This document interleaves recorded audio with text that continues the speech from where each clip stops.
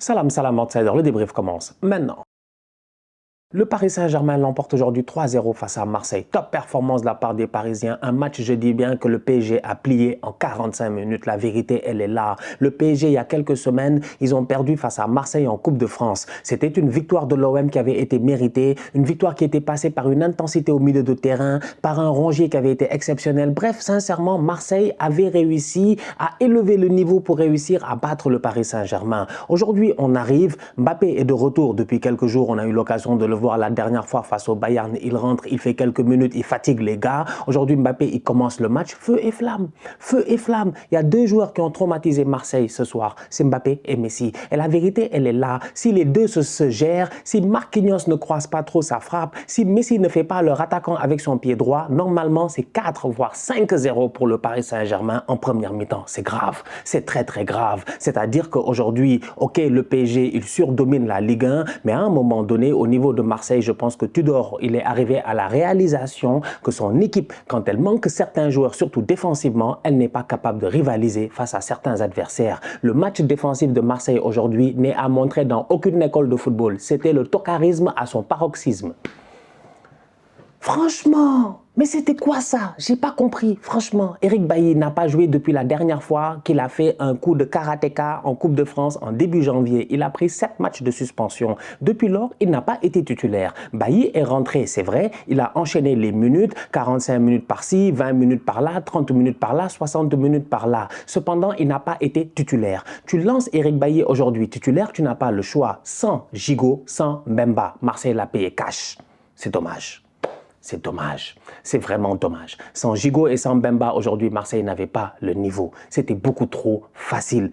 Aujourd'hui, en première mi-temps, si tu regardes bien, Marseille pousse, Marseille essaie. Pareil, ils sortent deux fois, ils sont devant les buts. Tac, tac, tac. Verratti, Vitinha, ils font un très très bon match au milieu de terrain. Ça a été compliqué pour les deux individuellement récemment. Cependant, ensemble, ça faisait même quelques temps qu'on n'avait pas eu l'occasion de les voir à ce niveau-là. Les deux, aujourd'hui, dans l'entrejeu, ils se sont gérés. Et pour les sorties de balles, ils étaient très utiles. Parce que autant Messi et Mbappé ont fait le match à partir de 30 mètres vers les camps de Marseille, autant juste avant, le palier avant, c'était Verratti et Vitinha qui étaient là pour les sorties de balles. Ça allait vite. Devant Mbappé, il fait la différence. J'en parle même pas, la frappe croisée, elle est magnifique. Il doit même mettre un autre but. Je ne sais pas ce qu'il fait, il tergiverse ou il fait exprès. Le gardien fait l'arrêt. Kylian Mbappé, le 1-2 avec Léo Messi, ça c'est l'insolence même, c'est du n'importe quoi. C'est pour cela que je dis aujourd'hui, il n'y a pas eu de match réellement. Pas eu de match réellement, franchement, je suis désolé. Je suis désolé. Je m'attendais à beaucoup mieux de la part de Marseille, mais Marseille n'a pas été au niveau. Mbappé, il fait de où Mbappé, il fait 1-2 avec Messi. Nous tous, on sait que Mbappé, c'est ça qu'il va faire. Il n'y a pas une action de jeu plus téléphonée que cela, franchement, en toute honnêteté. S'il n'y a pas plus téléphoné que cela, ça, ils ont pris le téléphone, ils t'ont appelé, ils ont laissé un message dans la boîte vocale, ils t'ont dit je vais marquer comme ça. C'est Mbappé, il a regardé tout le monde, il a dit je marque comme ça. Tout le monde a fait ok, vas-y, essaye. Il l'a fait et il l'a réussi. C'est pas normal, franchement. Il fait le 1-2 avec Messi, il part, le défenseur le voit venir, il le laisse passer. Il réussit à claquer sa volée. C'est du n'importe quoi. Une non-performance de la part des Olympiens qui jamais dans le jeu n'ont réussi à peser. Jamais ils ont réussi vraiment à trouver Alexis Sanchez, à trouver Malinovski. Et c'est dommage encore une fois parce qu'on sait là où tu te rends compte qu'un match de foot, ça se joue, je dis bien, sur des tournants. Parce qu'en première mi-temps, tu te rends compte qu'avant le but du Paris Saint-Germain, Presnel Kimpembe se blesse. Sur cette occasion-là, normalement, il y a but de Marseille. Si Marseille marque à ce moment-là, à mon humble avis, peut-être que malgré le fait que défensivement parlant, Marseille, ça a été très nul aujourd'hui, peut-être que le scénario du match prend un autre tournant à ce moment-là. Peut-être que le Paris Saint-Germain perd Kimpembe, prend un but et dans leur tête, il y a un petit doute qui s'installe parce qu'ils ne sont pas à domicile et tout. Mais ce tocard de Tavares-là, tu vas aller où avec lui? Il n'a qu'à rester à Marseille. On n'a pas le temps. On n'a pas le temps. Franchement, on n'a pas le temps. Kieran Tierney a déjà de la misère à être titulaire à Arsenal à la place de Zinchenko. C'est pas Tavares qui va revenir de près pour aller chercher une place de titulaire à Arsenal. Nous tous, on le sait, il n'a pas le niveau de jouer à Arsenal. Nuno Tavares, c'est pas parce qu'il a fait 2 accélérations, 3 belles frappes, parce que lui, il marque que des beaux buts avec des à gauche et à droite que ça veut dire que non. Non. Aujourd'hui, en première mi-temps, mais frappe pied droit. Gaz, tente quelque chose, je ne sais pas. Va plus vite, cette vitesse-là te sert à quoi? Nuno Mendes est venu le retrouver là-bas.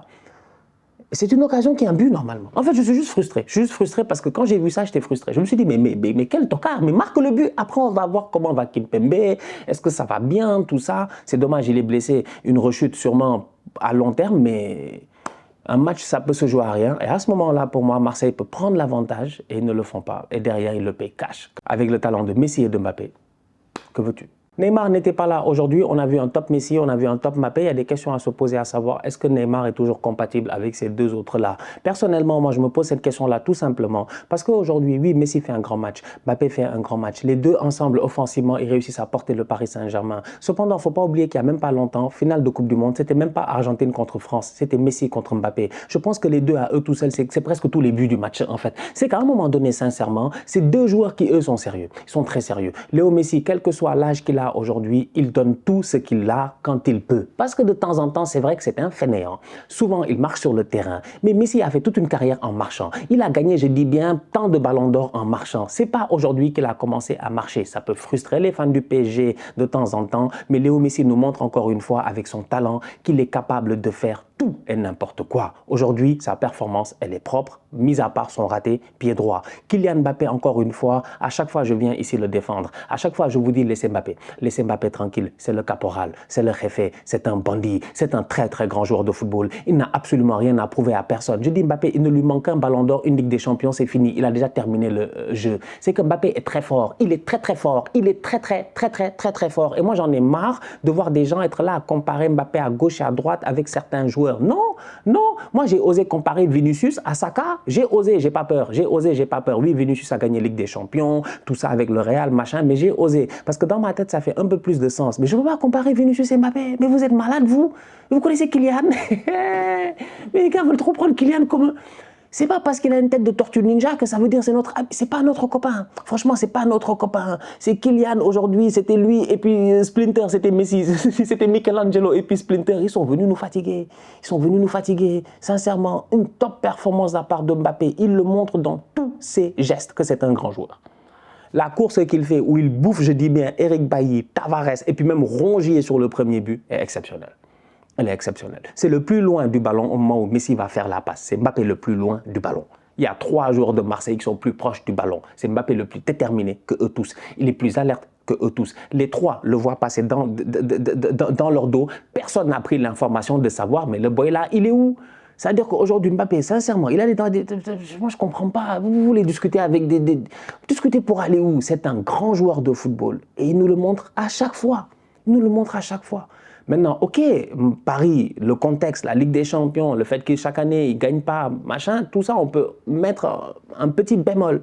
Ça ne change rien sur le fait qu'il a claqué son 200e but avec le PSG, si je ne me trompe pas, et qu'il est peut-être dans la discussion du meilleur joueur de l'histoire de ce club-là. Petit, il a 23-24 ans. C'est un grand joueur. Franchement, c'est un grand joueur. Pour moi, c'est un top player. Pour moi, c'est un top player. C'est juste un... Il y a des boys, je ne discute pas beaucoup. Ils peuvent rater des matchs, ils peuvent être dans des mauvaises phases, on va les critiquer et tout, mais je ne discute absolument pas de leur talent. Et Kylian Mbappé en fait partie. Bon match de la part de Marquinhos aujourd'hui en défense. J'ai envie de dire que Marseille n'a pas été aussi dangereux que cela offensivement, mais Marquinhos, il s'est géré. On a beaucoup discuté ces derniers temps de son leadership défensif et tout. Aujourd'hui, il se gère. Non seulement il a été présent défensivement, mais au-delà de cela, à un moment donné, il s'est projeté, il s'est pris comme un attaquant, il a failli marquer, c'est passé à ça à côté. Donc franchement, on va être sérieux. Au niveau du Paris Saint-Germain, je pense que le fait d'avoir eu un clean sheet aujourd'hui, c'est très très positif. Ils ont encaissé des buts qu'ils ne devaient pas encaisser récemment. 3 la dernière fois face à Lille, face à Monaco, face à Marseille en Coupe de France, face au Bayern. Le Paris Saint-Germain, ces derniers temps, à chaque match, ils encaissaient des buts. Là, ils arrivent, ils font un bon clean sheet à l'extérieur, au Vélodrome. Mentalement parlant, ça fait du bien à Donnarumma et à toute sa ligne défensive. De notre côté, au niveau de Marseille, il va falloir que les gars se réveillent le plus rapidement possible. Il y a un match de Coupe de France à jouer. L'OM doit essayer d'aller gagner la Coupe de France. Ils n'ont pas éliminé le Paris Saint-Germain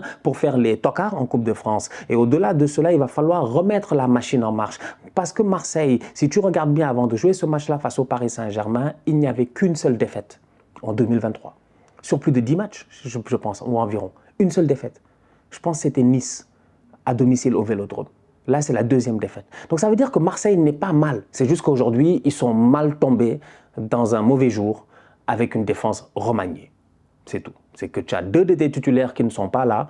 Et ça s'est vu sur les lignes, les placements. Bailly, il est hors rythme. Il n'a pas le rythme qu'il faut en ce moment. Donc l'assurance n'était pas là. Ils ont été beaucoup trop fébriles. Et le Paris Saint-Germain leur a fait payer cash. Mais sinon, dans l'ensemble, ce n'est pas si mauvais que cela. Donc J'ai hâte de voir la suite de la saison. Il va falloir essayer d'aller sécuriser une deuxième place qualificative directement en Ligue des Champions. Bref, la saison n'est pas terminée pour l'OM. L'OM peut toujours y croire aussi pour le titre parce que le PSG, si par extraordinaire, ils se font éliminer par le Bayern, ce qui est encore possible parce que le match Paris-Bayern, au retour quand même, il risque d'être chaud et explosif. Si Paris se fait éliminer par le Bayern, peut-être qu'ils n'auront plus cette motivation-là en championnat. Peut-être qu'ils vont perdre des points en championnat. Peut-être que Marseille va pouvoir revenir. Cependant, 8 points, ça reste beaucoup. Mais écoute, au football, tout est possible. Mauvaise défaite, franchement mauvaise défaite. Un match nul aurait été, tu vois, pour la course au titre, pour le suspense, ça aurait été cool. Mais là, Marseille n'a pas existé. Paris est venu, ils ont gagné 3-0. Clair. La famille, on se capte très bientôt pour un nouveau débrief. D'ici là, on continue à liker, on continue à partager, on s'abonne. On est ensemble, on reste en santé. C'est le plus important. Tous outsiders.